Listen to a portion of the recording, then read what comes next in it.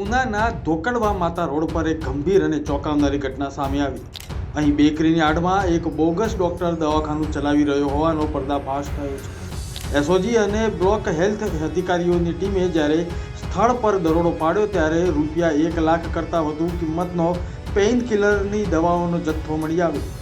તપાસમાં સામે આવ્યું છે કે આ શખ્સ પાસે તબીબી ક્ષેત્રની કોઈ પણ પ્રકારની માન્ય ડિગ્રી ન હતી, છતાં પણ તે ગંભીર રોગોની સારવારના નામે દર્દીઓ પાસેથી ₹600 થી 1000ની રકમ પડાવતો હતો.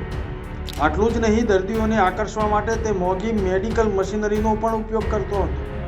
એક બેકરીના માલિક પાસેથી ગોડાઉન ભાડે રાખીને ચાલતું હતું આ ક્લિનિક, અને લોકોના જીવ સાથે ખુલ્લેઆમ ચેડા કરી રહ્યો હતો આ બોગસ ડોક્ટર.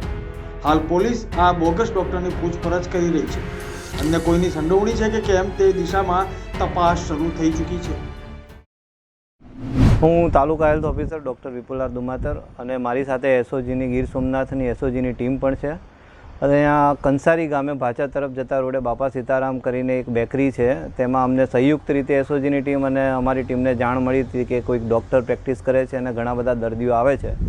તો ક્લિનિકલ એસ્ટાબ્લિશમેન્ટ એક્ટ હેઠળ અહીંયા તપાસ કરતાં એવું જાણવા મળ્યું આજે કે ડૉક્ટર પાસે કોઈ અધિકૃત ડિગ્રી નથી અને કોઈ માન્ય રજિસ્ટ્રેશન ભારત મેડિકલ કાઉન્સિલ કે Gujarat medical council registration certificate ધરાવતા નથી.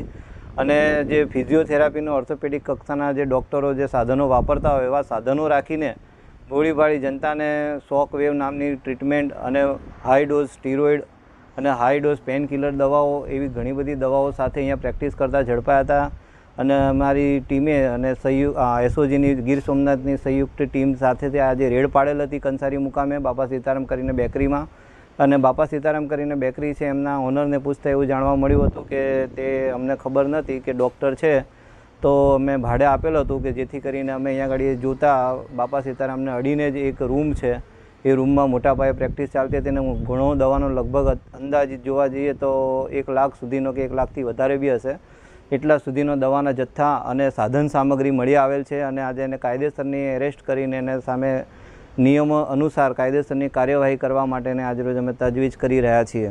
અને અંદાજિત અમારે ઘણા દર્દીઓને અમે પૂછપરછ કરતાં એવું જાણવા મળેલું હતું કે આજુબાજુના ગામમાંથી અને આજુબાજુના શહેરોમાંથી દર્દીઓ આવતા હતા અને અંદાજિત એક દર્દી પાસેથી 600 થી 1000 રૂપિયા જેટલો ચાર્જ ઉઘરાણી કરવામાં આવતી હતી. અને રોજના લગભગ 30 થી 40 જેવા દર્દીઓ અલગ અલગ આજુબાજુના જિલ્લામાંથી કે શહેરમાંથી આવતા હતા.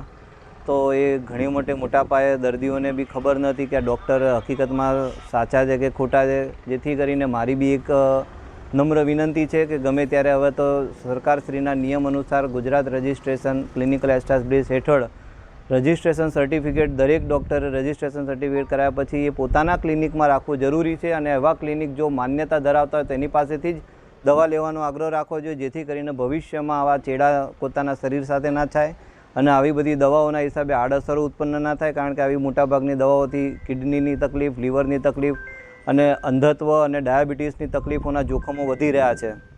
એ દવા મોકલનારમાં એ લોકોએ એડ્રેસ આપેલું નથી, પણ ડાયરેક્ટ એમણે પરચેસ નથી કર્યા. એના કોન્ટેક મારફત વાયા કરીને ફાર્માસ્યુટિકલ કંપનીઓ જે હકીકતમાં ડૉક્ટરને ફાર્માસીનો જે લાઇસન્સ આપતા હોય છે ડ્રગ ઇન્સ્પેક્ટર દ્વારા, એને ફાર્માસિસ્ટને ત્યારે જ કહેવામાં આવે છે કે જ્યારે ડૉક્ટર અધિકૃત ડૉક્ટર અથવા તો ફાર્માસિસ્ટ જ્યારે રજિસ્ટ્રેશન સર્ટિફિકેટ સાથે તમારી જોડે લેખિતમાં દવાની માંગણી કરે તો જ એમને દવાનો જથ્થો પ્રોવાઈડ કરવો જોઈએ. પણ ઘણા ફાર્માસિસ્ટ અને મોટી ફાર્માસ્યુટિકલ કંપનીઓ ચલાવતા લોકો બિનકાયદેસર રીતે આ લોકોને સપ્લાય કરતા હોય છે, જેના કારણે આવા ડૉક્ટરોને પોતાને બિનઅધિકૃત રીતે ડિગ્રી વગર દવા લેવા મળી જાય છે અને ઇઝીલી, અને જેથી કરીને ક્લિનિક ચલાવે છે. જેથી મારી એ બી સંદેશ છે કે આવા જે મોટા ફાર્માસ્યુટિકલ કંપનીઓવાળા છે એ લોકો આવી રીતે બિનઅધિકૃત દવાઓ આપે નહીં.